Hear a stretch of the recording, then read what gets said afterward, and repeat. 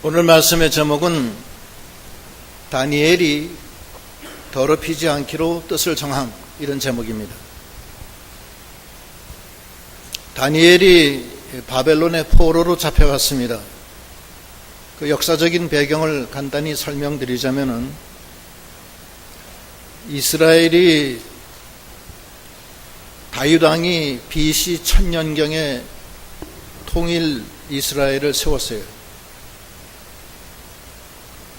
통일을 시켰고 그 다음에 그 아들이 솔로몬 왕이고 BC 1000년 전, 주전 1000년경에 그렇게 했는데 그 쭉 내려오다가 BC 600년경에 그러니까 약 한 400년이 지난 1000년 다음에 400년이 지난 다음에 이 나라가 타락했습니다.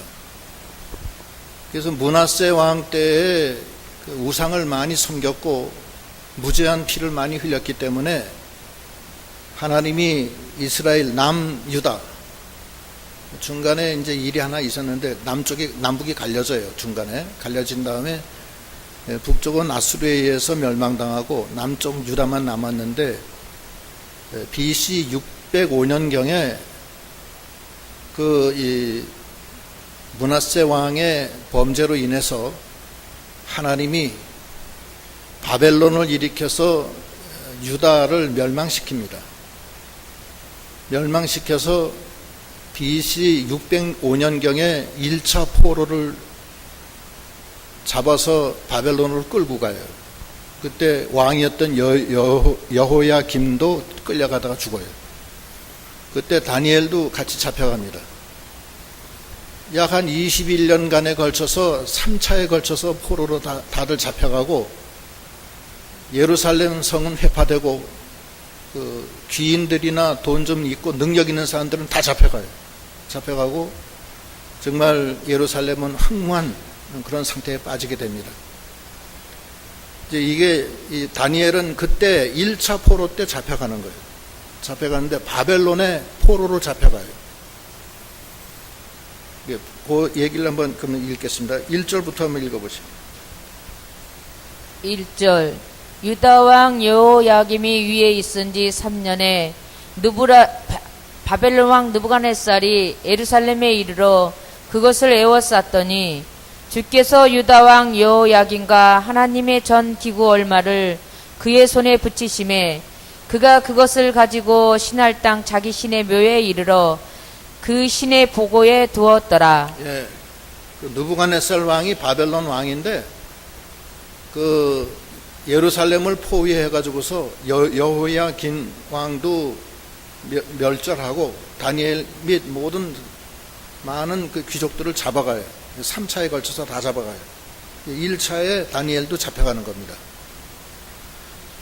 느부갓네살 왕이 이 포로를 잡아간 다음에 식민 정책을 어떻게 쓰느냐 하면 유화 정책을 씁니다.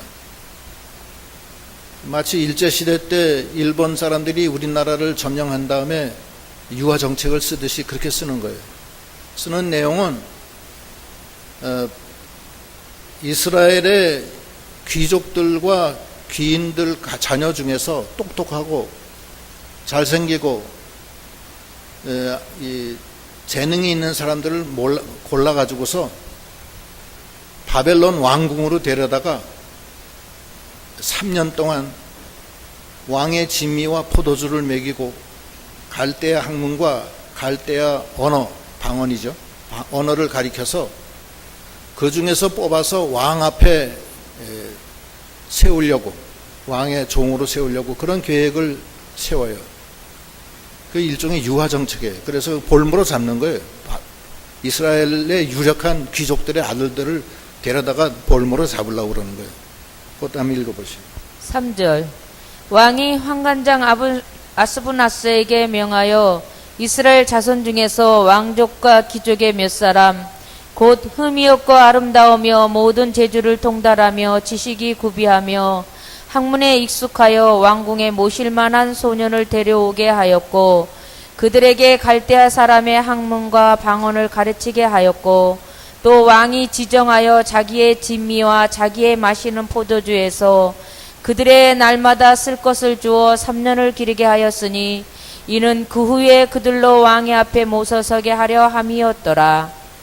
그들 중에 유다 자손 곧 다니엘과 하나냐와 미사엘과 아사랴가 있었더니 예. 그래서 거기 다니엘과 세 소년이 거기에 간택이 됐어요. 바벨론의 포로로 잡혀갔다가 왕궁에 간택이 돼서 왕궁에서 가서 거기서 3년 동안 공부한 다음에 왕의 총애를 받는 사람들은 뽑아서 왕궁에서 근무하게 했으니까 사실은 출세한 겁니다. 그렇지 않았으면 종살이해서 남의 집에 가서 머슴살이하고 채찍에 맞고 일을 해야 되는데 다니엘과 세 소년은 거기에 간택이 돼서 그 갈대아 학문과 방언을 배우고 왕의 진미와 포도주를 마시고 아주 뭐 이제는 운이 텄어요. 그 다음 읽어보세요. 7절 환관장이 그들의 이름을 고쳐 다니엘은 벨드사살이라 하고 하나냐는 사드락이라 하고 미사엘은 메삭이라 하고 아사랴는 아벳느고라 하였더라. 그리고 이름을 고쳤어요. 다니엘은 벨드사살, 하나냐는 사드락, 미사엘은 메삭, 아사랴는 아벳느고로 이름을 고쳐요. 근데 그거는 그 이름의 뜻을 생각하면 황당하기 그지없습니다. 다니엘은 원래 이름의 뜻이 뭐냐면 하나님이 심판하신다 이런 뜻입니다. 근데 벨드사살로 이름을 고치면 벨드사살은 그 뜻이 무슨 뜻이냐면 바알의 아들이다라는 뜻이에요. 바알의 아들. 바알은 사탄을 얘기하는 거예요. 귀신의 아들이라는 거예요. 하나님이 심판하신다는 이름을 귀신의 아들로 이름을 개명을 시키는 거예요. 하나냐는 하나님의 총애자 이런 뜻인데 사드락은 무슨 뜻이냐? 나의 태양신이다 이런 뜻입니다. 하나님의 총애자를 태양신의 이름으로 나의 태양신으로 이름을 바꾸는 거예요. 미사엘은 하나님과 비교하다는 뜻인데 메삭은 지신, 땅의 신이다 이거예요. 또 아사랴는 여호와가 도우신다는 뜻인데 아사랴는 그 이름을 아벳느고로 고친다는 거예요. 아벳느고는 물의 종이다. 물의 종이다 이런 뜻이에요. 그러니까 하나님께 속해 있던 이름을 전부 다 바벨론 귀신에게 속한 이름으로 바꾸는 거예요. 하나님의 아들들을 마귀의 아들로 개명을 시키는 겁니다. 그러니까 이거는 하나님의 자녀들을 포로로 잡아다가 이 좋은 음식, 포도주, 이 물질로 이 풍요로운 물질, 또 이 쾌락, 연락주의 이런 걸 세상의 것으로 물질로 이 인격을 바꿔버리는 거예요. 또 이름도 다 개명해서 하나님의 아들들을 다 귀신의 아들로 만들어버리는 거예요. 일제시대 때 우리나라에 좀 유력한 사람들은 데려다가 일본에 유학시키고 또 창씨 개명 다 이름을 고쳤잖아요. 일본식으로. 그리고 우리나라 말 못 쓰게 하고. 그렇게 했는데 느부갓네살도 그렇게 한 거예요. 그러니까 아마 일본 사람들이 느부갓네살을 좀 배운 것 같아요. 그래서 완전히 이스라엘을 바벨론의 완전한 속국으로 만들려고 한 거예요. 영구히.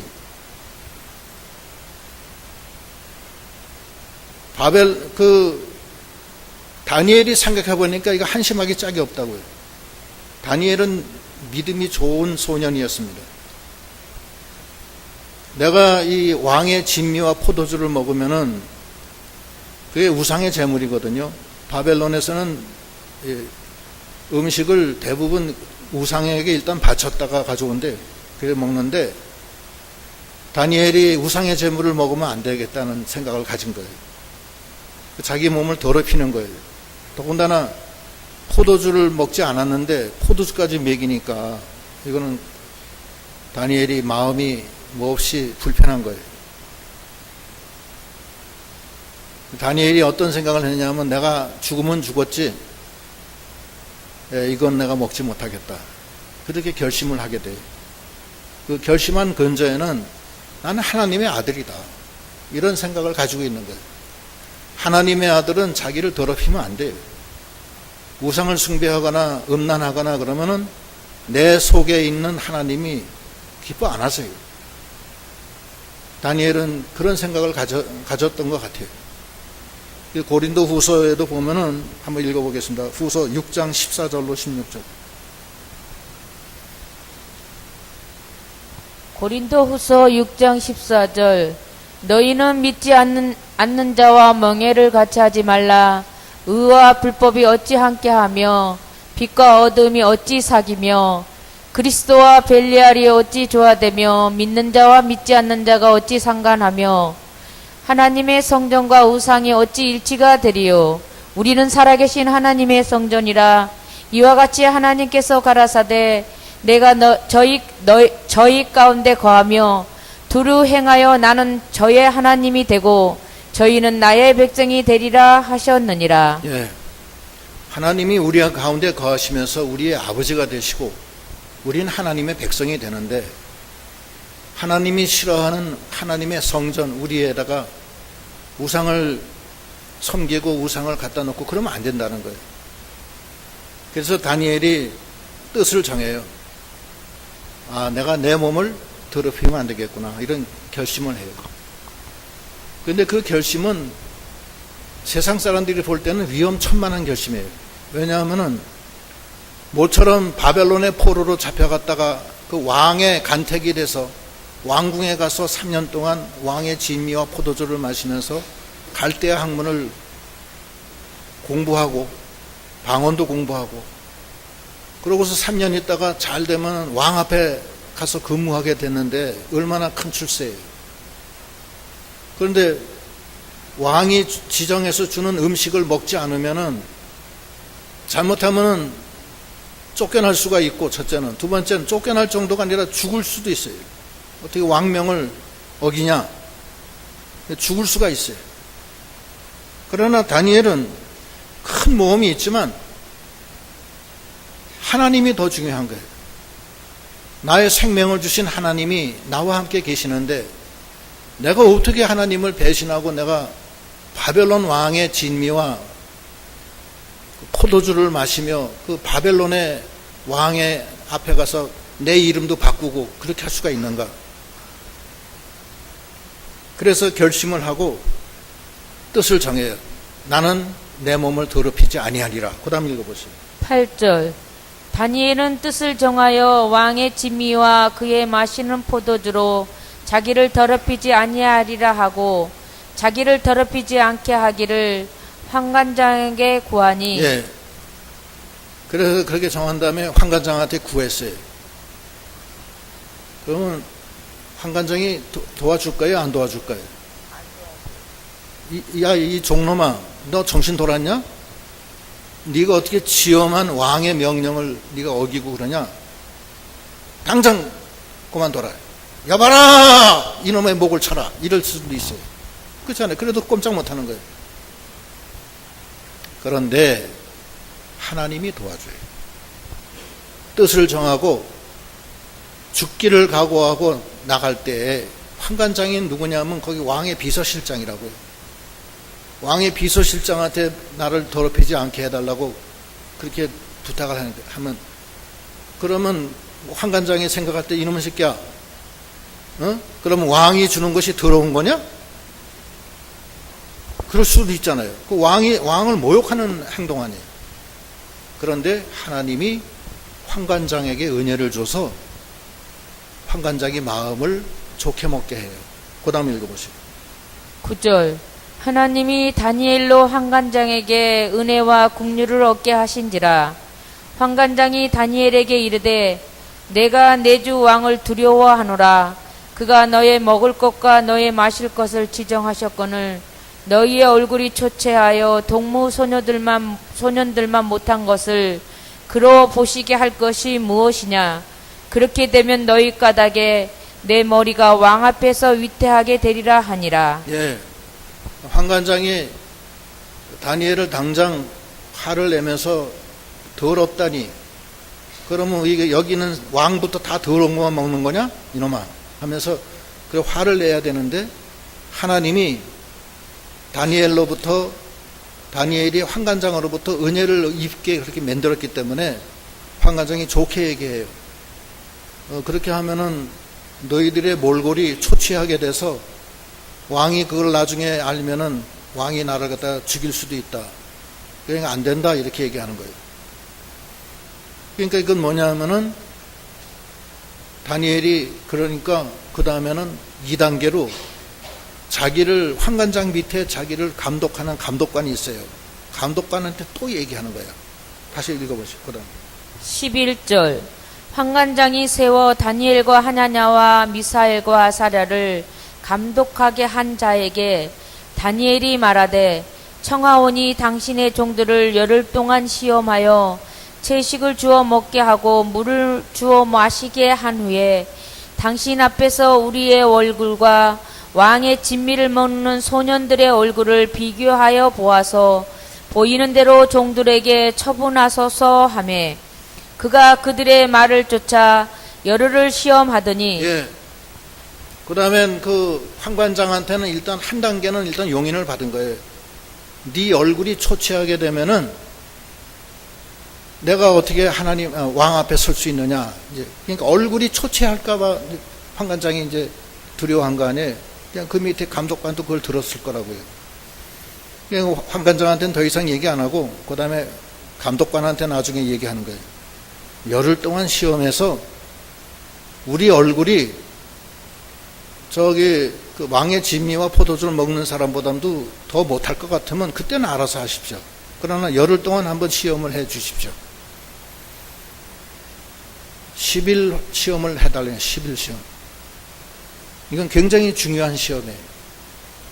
열흘 동안 시험해서 그 얼굴이 왕의 진미와 포도주를 먹는 다른 동무들보다 더 나빠졌으면 그때는 죽음이에요.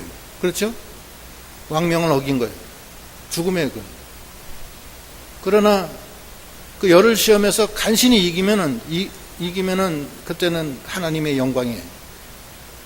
하나님이 도와줬겠어요? 안 도와줬겠어요? 예? 이건 절대절명의 10일 환란이에요.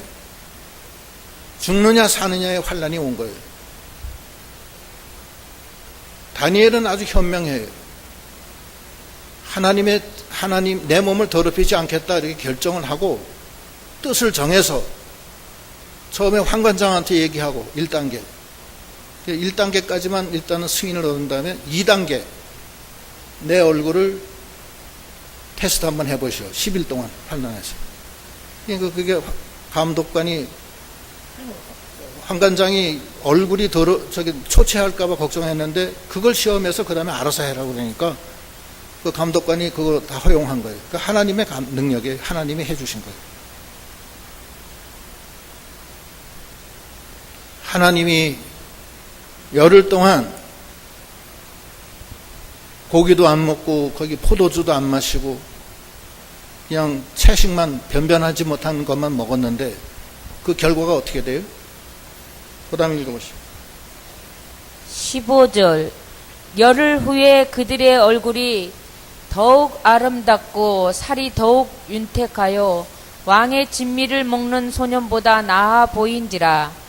이러므로 감독하는 자가 그들에게 분정된 진미와 마실 포도주를 제하고 채식을 주니라. 예, 다니엘과 세 형제는, 세 친구들은 열흘 10일 환란을 통과하는 거예요. 10일 환란을 통과해요. 이 10일 환란은 만수예요. 극심한 환란을 뜻하는 겁니다. 하나님의 사람은 하나님과 동행하다가 하나님의 뜻을 버리지 않고 세상의 뜻을 따라가지 않으려고 뜻을 정해야 돼요. 정할 때가 옵니다.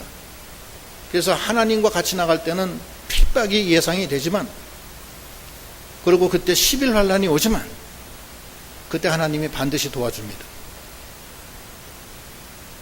다니엘이 두려워 벌벌 떨면서 어찌할까 저찌할까 그러지 않았어요. 하나님이 도와주실 걸 확신하고 11환란을 해주십시오. 그 다음엔 알아서 하십시오. 우리가 죽어도 좋습니다. 이런 뜻이에요. 하나님이 도와주신 거예요. 하나님은 11환란을 우리에게 11환란을 주세요. 11환란 없는 사람 없어요. 믿음으로 나가는 자는 11환란이 와요. 죽음의 환란이에요, 그거는. 그러나 하나님을 붙들고 나가면은 하나님이 도와줘요. 요한계시록 2장 10절 읽어보시죠. 요한계시록 2장 10절 네가 장차 받을 고난을 두려워 말라. 볼지어다 마귀가 장차 너희 가운데서 몇 사람을 옥에 던져 시험을 받게 하리니 너희가 10일 동안 환난을 받으리라. 네가 죽도록 충성하라. 그리하면 내가 생명의 면류관을 네게 주리라. 예. 10일 환란을 너한테 준다는 거예요.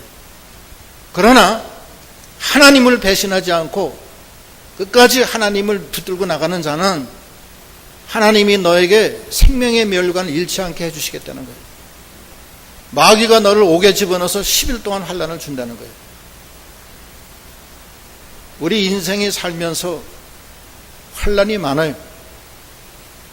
제일 큰 환란은 몸에 병이 들 때도 있고 사업에 실패할 때도 있고, 금년엔 사업이 어렵다고 그래요. 사업하는 사람들 보면 다 장사가 안 된대요. 큰일 났다고 그런다고. 자영업자들 다 문 닫아요, 지금. 다 문 닫고, 알바 쓰던 것도 알바도 못 써요. 너무 봉급이 올라가가지고서. 보통 문제가 아니에요. 그 외국인들은 한 50만 원만 줘도 그냥 감사하대네. 50만 원만 줘도 본국에서 받는 것보다 여러 배 받는 건데 무조건 200만 원 이상 줘야 돼요. 그러면 몇십 배를 줘야 되는 거예요. 몇십 배. 그러니까 장사가 안 돼요. 왜 그런지 모르겠어요. 왜 그렇게 하는지. 자유경제주의자는 보이지 않는 인비지블 핸드, 아담 스미스가 한 거예요. 보이지 않는 손에 의해서 다 조정되게끔 돼 있는데 그걸 강제로 그렇게 해가지고서 다 경쟁력이 떨어지고 자영업자들이 다 장사 못해요. 어려운 시대를 당했습니다. 경제적인 환란도 있고 또는 육신의 병고로 고생하는 사람도 있고 또 여러 가지 시험 환란이 많습니다. 근데 특히 믿음으로 나갈 때는 시험 환란이 많은 거예요. 그때 두려워하지 말고 하나님 도와주세요 하면서 나가는 믿음이 다 돼야 되겠습니다. 그럼 다 이기는 거예요. 특별히 이 바벨론은 극도의 물질주의, 음란 방탄주의, 세속주의, 인본주의로 흘러가는 게 이 말세 바벨론이에요. 오늘날이 그래요. 이게 말세 바벨론 시대예요. 요한계시록에는 뭐라고 표현하느냐 하면은 뱀이 물을 강같이 토해내면 여자들이 거기 쓸려 물에 그냥 떠내려간다는 거예요. 그 뱀은 마귀 역사고 여자는 이 교회를 뜻해요. 교회와 성도를 뜻해요. 많은 성도들이 뱀이 토해내는 물에 다 휩쓸려서 세상화, 세속화되고 있어요. 거기 한번 보겠습니다.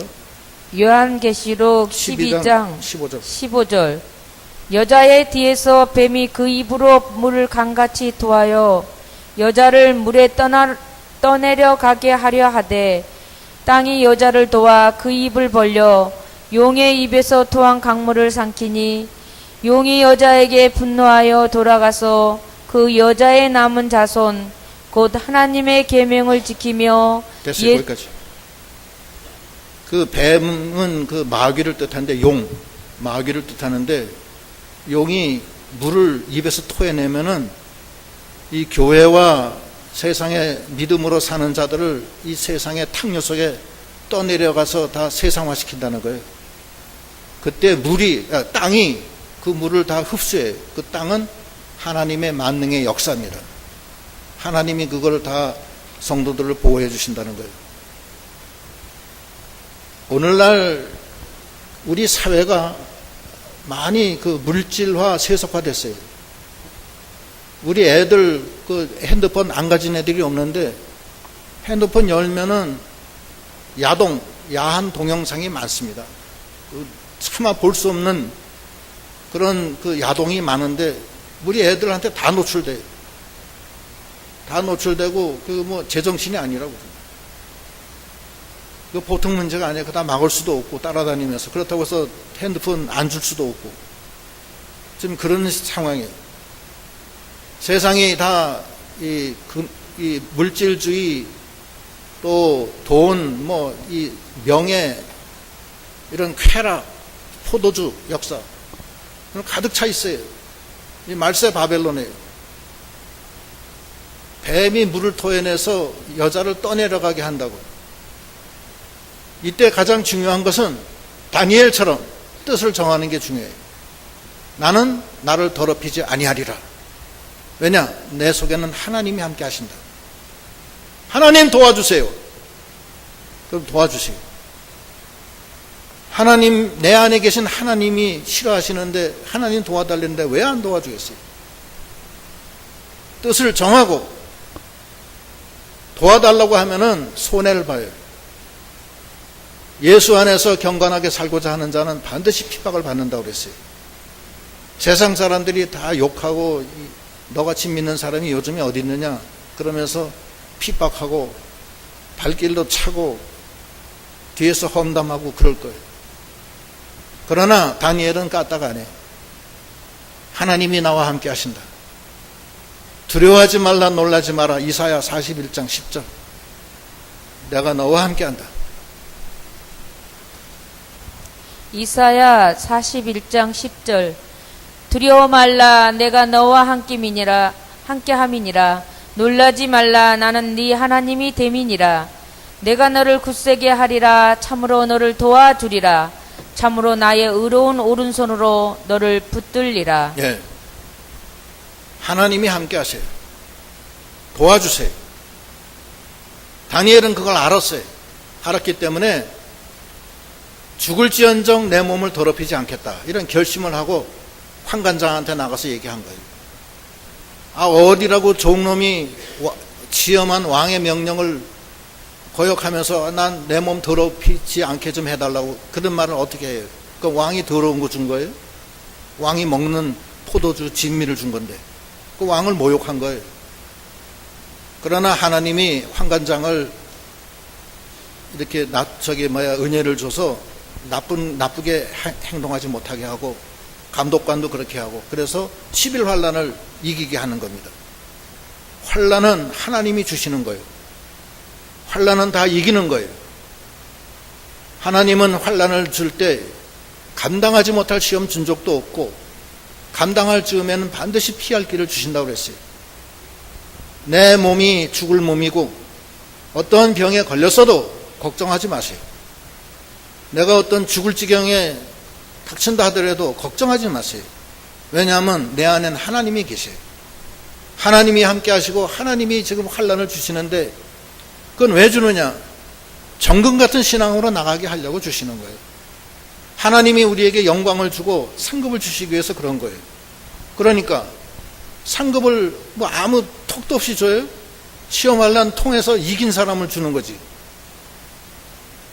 베드로 전서 1장 6절로 7절. 베드로전서 1장 6절. 그러므로 너희가 이제 여러 가지 시험을 인하여 잠깐 근심하게 되지 않을 수 없었으나 오히려 크게 기뻐하도다. 너의 믿음의 시련이 불로 연단하여도 없어질 금보다 더 귀하여 예수 그리스도에 나타나실 때에 칭찬과 영광과 존귀를 얻게 하려 함이라. 예, 여러 시험을 주신다는 거예요. 왜? 주님 재림하실 때 칭찬과 영광과 존귀를 주려고. 시험환란을 더 주는 거예요. 사랑하는 사람은 더 하나님이 채찍에 때려요.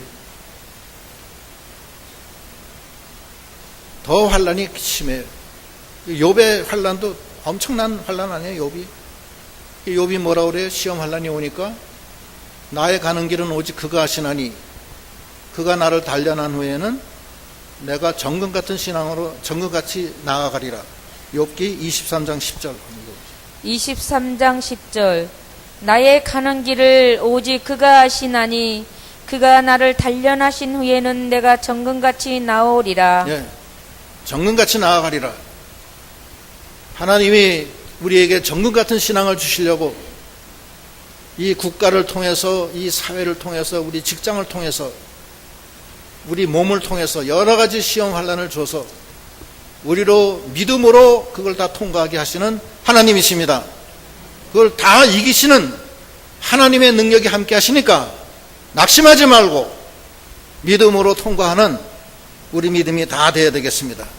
세상이 말세 바벨론을 당해서 음란하고 폐역하고 죄악이 관영하고 인본주의로 흘러가고 세속주의로 흘러가고 있어요. 이 교회도 마찬가지예요. 교회도 여러 가지로 세속화되고 있어요. 아까 그 박 장로님도 기도하셨지만 이게 참 말씀을 떠나고 지금 교회가 좀 약해지고 있어요. 그러나 우리는 뜻을 정해서 내가 내 몸을 이 세상에 더럽히지 아니하리라, 이런 결심을 갖고 나갈 때 시험 환란이 오지만 그때는 하나님이 큰 은혜를 주실 줄 알고 믿음으로 통과하는 저희 모두가 다 되시도록 하셔야 되겠습니다. 그래서 뜻을 정하는 게 중요하고 하나님을 의지해서 붙들고 나가는 게 중요한 겁니다. 그때는 하나님이 다 도와줘요. 하나님이 사랑하는 자식이 눈물을 흘리며 기도하는데 왜 안 도와주겠어요? 다 도와주는 거예요. 살아계셔요. 그걸 믿고 나가야 돼요. 그래서 어떻게 됐냐? 3년 후에 어떻게 됐어요? 3년 후에 17절 읽어보세요. 17절. 하나님이 이 네 소년에게 지식을 얻게 하시며 모든 학문과 재주에 명철하게 하신 후에 다니엘은 또 모든 이상과 몽조를 깨달아 알더라. 예, 이 네 소년에게 모든 지식, 학문과 재주에 능하게 하셨어요. 참, 하나님의 은혜가 그렇게 큰 거예요. 지혜와 명철의 하나님이 아주 지혜와 명철을 풍성하게 내려주시고 특별히 다니엘에게는 이상과 몽조를 깨닫는 능력까지 줬어요. 이상과 몽조는 우리 인간이 생각할 수 없는 그 미지의 세계, 그 무의식의 세계, 그 꿈의 세계까지 다 알게 해주신 거예요. 이 마귀의 세계까지 확 다 알게 만들어 주셨어요. 그러고서 때가 되니까 임금이 이제 불러서 하나씩 면접을 해서 시험을 하는 거예요. 쭉 부르는 과정에서 마침내 이 네 소년이 불림을 당했어요. 그 다음에 읽어보시죠. 18절. 왕이 명한 바 그들을 불러 드릴 기한이 찼으므로 환관장이 그들을 데리고 느부갓네살 앞으로 들어갔더니 왕이 그들과 말하여 보매 무리 중에 다니엘과 하냐냐와 미사엘과 아사랴 같은 자 없으므로 그들로 왕 앞에 모시게 하고 왕이 그들에게 모든 일을 묻는 중에 그 지혜와 총명이 온 나라 박수와 술객보다 10배나 나온 줄을 아니라. 다니엘은 고레스 왕 원년까지 있으니라. 예, 왕이 이게 이제 면접을 하는데 다니엘과 그 세 친구는 다른 면접 본 사람하고는 상대가 안 돼요. 10배가 더 높아, 지혜와 총명이. 그래서 다니엘과 세 친구를 왕궁에서 다 채용을 했어요. 채용해서 그 왕 밑에서 이제 역할을 하게 됐어요. 그 다음에 다니엘은 거기서 총리가 돼요. 바벨론의 총리가 돼요. 예? 종인데 종이 바벨론 전도를 다스리는 총리가 돼요. 총리도 3명이 있는데 좌의정, 우의정, 영의정이 있는데 제일 높은 영의정이 된 거예요. 그리고 고레스 왕 원년까지 했다. 고레스 왕 원년은 뭐냐면 포로 다시 귀환하는 해예요. 다시 말하면 70년 동안 총리를 한 거예요. 70년 동안. 그리고 세 친구도 도지사가 돼서 나중에는 하나님께 영광을 돌렸습니다. 그래서 우리가 뜻을 정해서 이 말세 바벨론에 사는 우리가 뜻을 정해서 나갈 때 하나님이 같이 하시고 능력으로 하셔서 모든 마귀 역사를 다 눌러 이기게 하시고 승리하게 하시는 하나님이십니다. 기도하시겠습니다.